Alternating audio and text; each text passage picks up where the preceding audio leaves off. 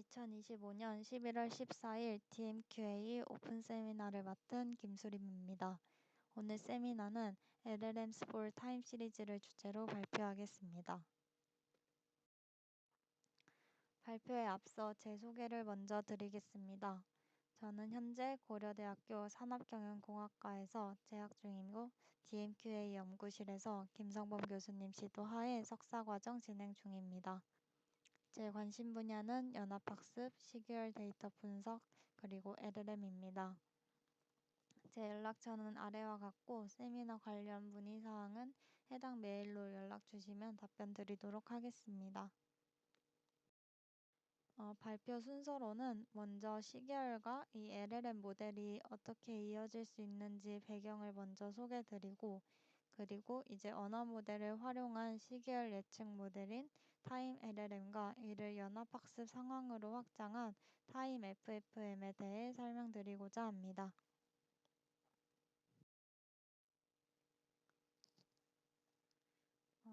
최근 자연어 처리와 컴퓨터 비전 분야에서 GPT나 클립과 같은 파운데이션 모델이 개발되면서 해당 모델들을 이용해 많은 다운스트림 태스크를 수행할 수 있게 되었고 또 이를 통해 관련 분야에서 큰 발전을 이루고 있습니다. 하지만 또 다른 중요한 분야인 시계열 분석 분야에서는 아직까지 이런 NLP나 컴퓨터 비전에서 등장했던 것과 같은 영향력 있는 파운데이션 모델의 소식은 듣지 못했습니다. 왜 시계열 분야에서는 아직까지 이런 범용적인 대규모 모델이 나오지 못했을까요? 그 이유는 이 시계열 데이터가 가지고 있는 고유한 특성과 본질적인 복잡성 때문입니다. 먼저 시계열 분야에서는 이 모델을 학습시킬 대량의 데이터가 부족합니다. 현재 공개적으로 사용 가능한 가장 큰 데이터셋도 10GB 미만에 불과하기 때문에 이 정도의 규모로는 아직까지 대규모 파운데이션 모델을 훈련시키기가 어렵습니다. 그리고 가장 근본적인 이유는 이 데이터셋의 큰 이질성입니다. 오른쪽 그림처럼 날씨, 경제, 질병 이런 다른 도메인의 데이터는 모두 고유 특성이 다릅니다. 또한 이 시간축의 빈도나 변수 개수, 스케일이나 또 통계적 특성도 모두 다르기 때문에 이 하나의 범용적인 모델이 모든 도메인의 특성을 동시에 학습하기가 매우 어렵습니다. 따라서 결국에는 이 각 도메인에 맞는 모델을 별도로 구축해야 하는 상황이 계속되고 있으면서 이를 또 통합한 대규모 파운데이션 모델 데이터셋을 구축하고 또 모델을 학습하는데 아직까지 어려움이 있습니다. 최근에는 이런 한계점을 해결하기 위해서 언어 모델을 활용하고 있습니다. 이 언어 모델을 활용하게 된 계기가 데이터의 유사성을 생각한 것인데요.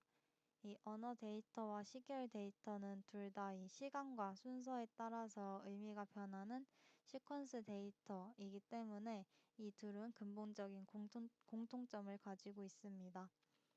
따라서 이 언어 모델이 다음에 올 단어를 예측하는 것처럼 이 시계열 데이터에서도 이 다음 스텝에 올 수 있는 값들을 예측하는데 적용해 볼 수 있습니다.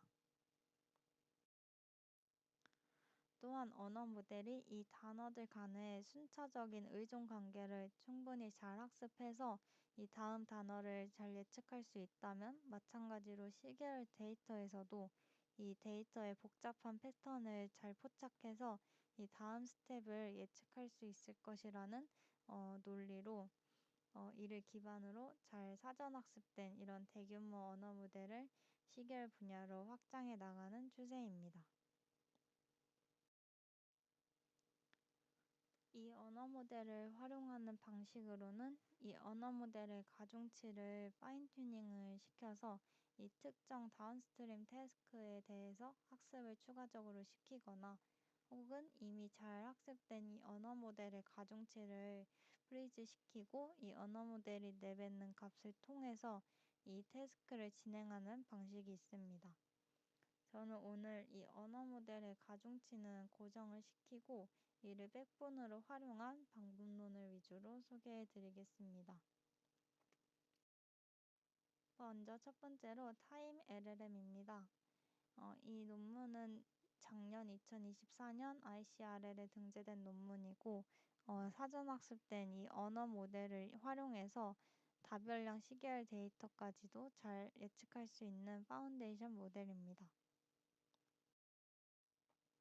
이 방법론에서 가장 큰 컨트리뷰션은 크게 두 개가 있는데 먼저 패치 리프로그래밍입니다. 이는 이 언어 모델에 시계열 데이터를 바로 입력해주지 않고 이를 언어 모델을 이해하는 모달리티로 잘 정렬시키는 과정을 말합니다. 그리고 이 프롬프트 as 프리픽스는 이 시계열에 대한 추가적인 정보를 어떤 수치값이 아닌 이렇게 텍스트 형태로 프롬프트를 만들어서 이를 이 시계열 데이터의 접두사로 입력을 해줍니다. 이렇게 해서 이 다른 도메인이 들어와도 이러한 이질성을 잘 완화시켜주는 역할을 하고 있습니다. 순차적으로 이 모델이 어떻게 학습되는지 설명드리겠습니다. 먼저 이 시계열 데이터를 전처리하는 과정인데 이 시계열 데이터는 시간이 지남에 따라서 트레인 데이터랑 테스트 데이터의 분포가 변하는 이 디스트리뷰션 시프트가 발생할 수 있습니다. 따라서 이를 완화하기 위해서 RevIN이라는 정교화 모델을 적용해 주었습니다. 이 정교화 방식은 이 평균과 표준편차로 정교화를 해주면서 여기에 이 베타와 감마와 같은 학습 가능한 파라미터를 추가를 해줘서 이를 역정교화할 때도 이 분포 변화에 더 유연하게 대처할 수 있도록 하는 그런 정교화 방법입니다. 그리고 이 시계열 데이터를 단일 포인트로 처리하는 게 아니라 이를 패치 단위로 처리해주면서 이 로컬 정보를 보존해 주었습니다. 또한 이 컴퓨팅 자원 코스트도 감소시킬 수 있습니다.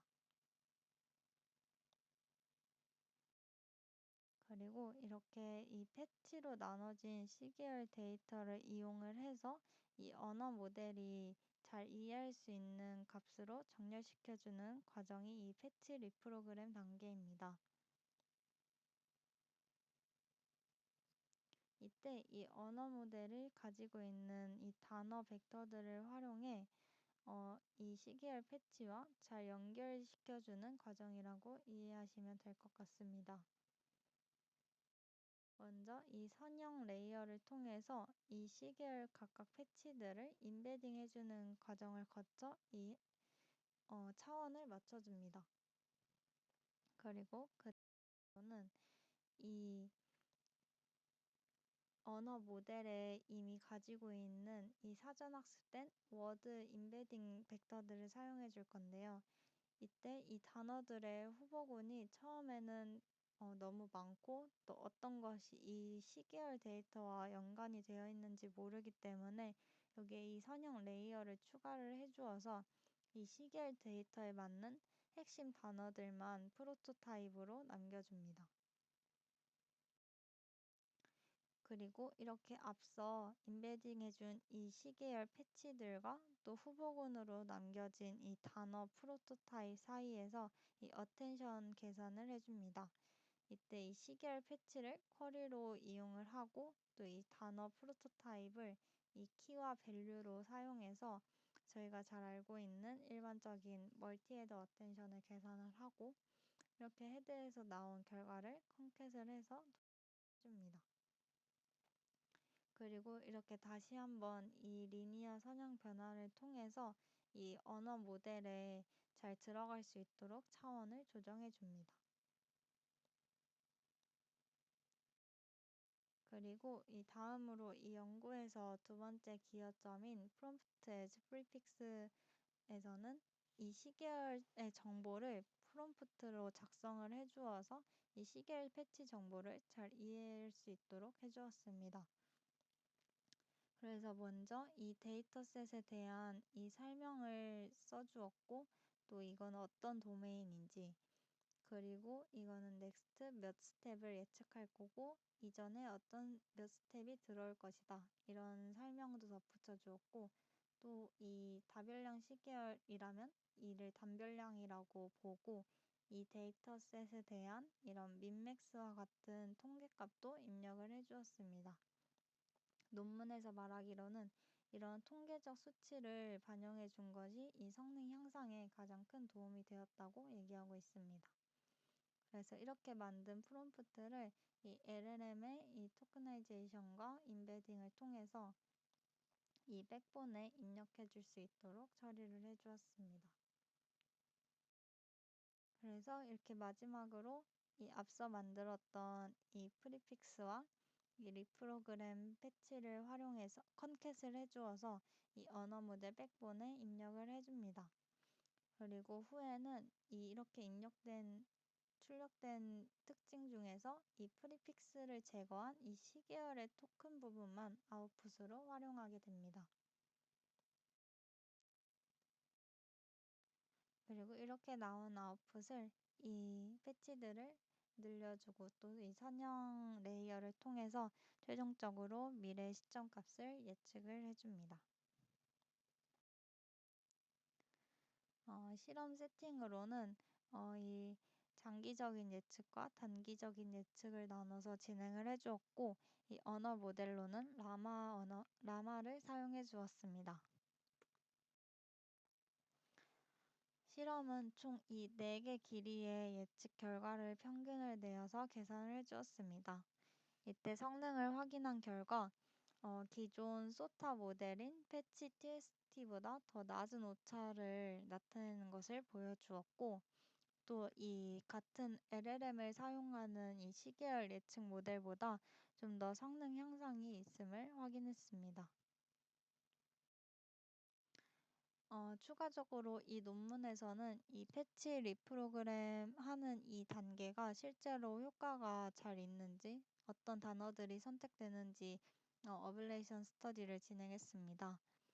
이렇게 보았을 때 이 에폭이 학습이 진행될수록 이 특정 후보군만 이렇게 모델이 선택하는 것을 확인할 수 있고 또 이 후보군 안에서도 하나의 단어만 선택하는 게 아니라 그 시계열 패치와 연관이 있는 다양한 텍스트를 선택하고 있는 것을 확인할 수 있었습니다.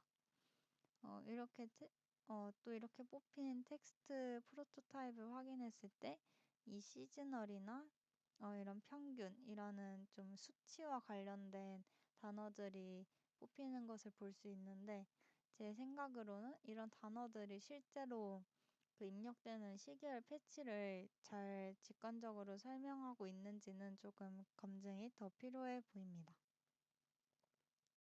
네, 이상으로 타임 LLM의 설명을 마쳤고 다음으로는 타임 FFM이라는 모델입니다.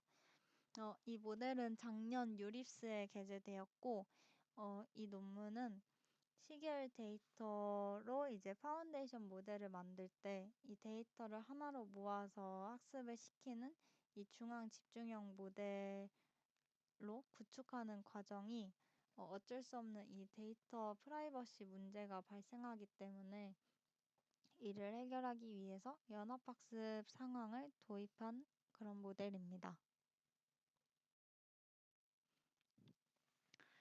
먼저 이 연구의 배경이 되는 연합학습이 무엇인지부터 설명드리겠습니다.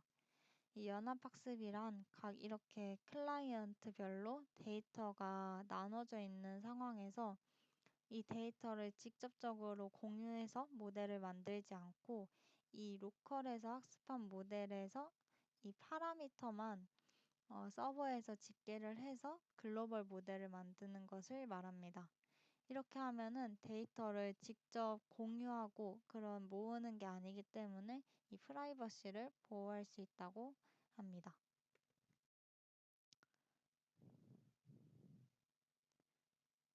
여기서 더 나아가 개인화 연합학습에 대해서 설명드리겠습니다. 개인화 연합학습은 이 클라이언트가 가지고 있는 이 시계열 데이터의 도메인이 모두 다른 상황입니다. 그래서 이렇게 다른 상황에서 기존의 연합학습처럼 이런 공통 파라미터를 서버와 공유해서 이를 학습하면서도 또 이제 각 클라이언트별로 공유하지 않는 다른 예측 헤드를 두어서 학습하는 것을 얘기합니다. 이렇게 하면은 이 데이터 프라이버시를 보호하면서도 또 이 개별 클라이언트들의 특성까지 잘 반영할 수 있습니다. 대략적인 순서로는 먼저 처음에 자신의 데이터로 이 로컬 모델을 모두 학습시켜 줍니다. 그리고 이렇게 학습된 모델 중 이 공통 파라미터만 이 서버로 모두 전송하게 됩니다. 서버에서는 이 파라미터를 집계해서 글로벌 모델을 생성하고 이때는 보통 평균을 내는 계산을 수행합니다. 그리고 이렇게 집계된 글로벌 모델을 다시 클라이언트들에게 배포하는 과정을 거치 이때 이 클라이언트별로 각각 그 개인화 예측 헤드를 두어서 이 각 클라이언트들에 맞게 사용합니다. 이런 연합학습 상황에서도 이 언어 모델을 활용해서 시계열 예측을 잘 구축할 수 있습니다. 타임 FFM에서는 이 공통 파라미터와 개인화 예측 헤드 사이에 이 언어 모델을 도입을 해서 백본으로 사용을 했습니다. 이를 통해 이 각 클라이언트가 가지고 있는 도메인의 이질성을 이 LM이 잘 해결해 주었다고 보고 있습니다. 이제 각각 이 파라미터가 어떻게 구성되어 학습되는지 설명드리겠습니다.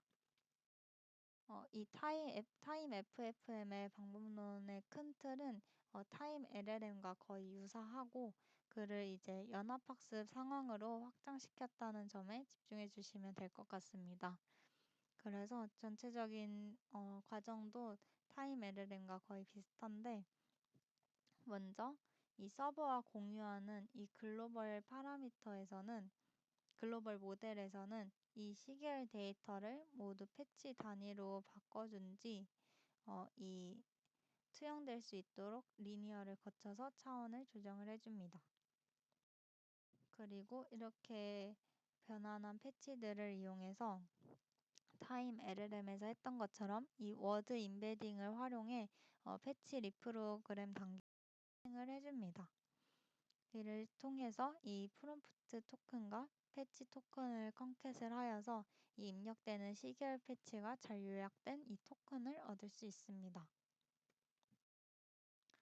그리고 이렇게 얻은 토큰을 LM 백본에 입력해서 이 특징을 추출하게 되고 그리고 이를 각 클라이언트가 가지고 있는 이 헤드를 통해 이 미래 시점을 예측하게 됩니다.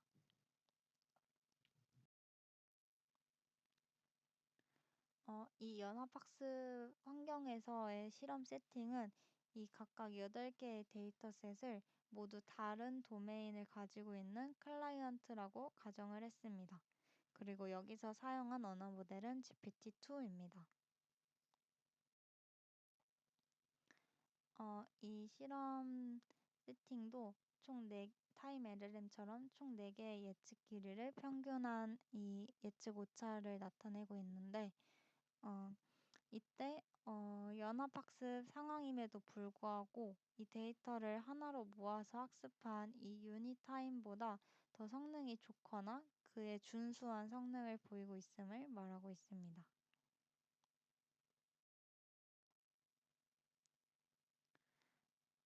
이제 결론으로는 이번 세미나에서는 이 언어 모델을 이용해서 시계열 파운데이션 모델을 개발한 이 타임 LLM과 이를 연합학습으로 확장한 타임 FFM에 대해서 소개했습니다.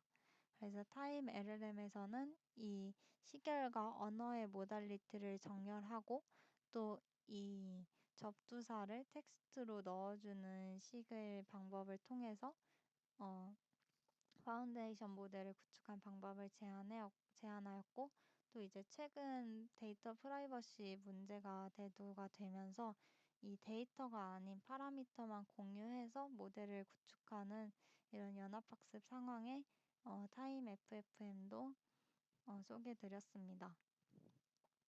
이때 LLM을 백본으로 사용하는 것뿐만이 아니라 이 LLM이 가지고 있는 사전 학습된 이 워드 임베딩까지 사용을 해서 시계열을 잘 정렬시키는 것이 인상적이었고, 하지만 이때 이렇게 정렬시키는 과정에서 이 워드 임베딩이 정말 이 시계열 패치와 잘 연관이 되어 있고 이를 충분히 설명할 수 있는 이 단어가 연결되고 있는지에 대해서는 조금 더 분석이 더 필요하다고 생각합니다.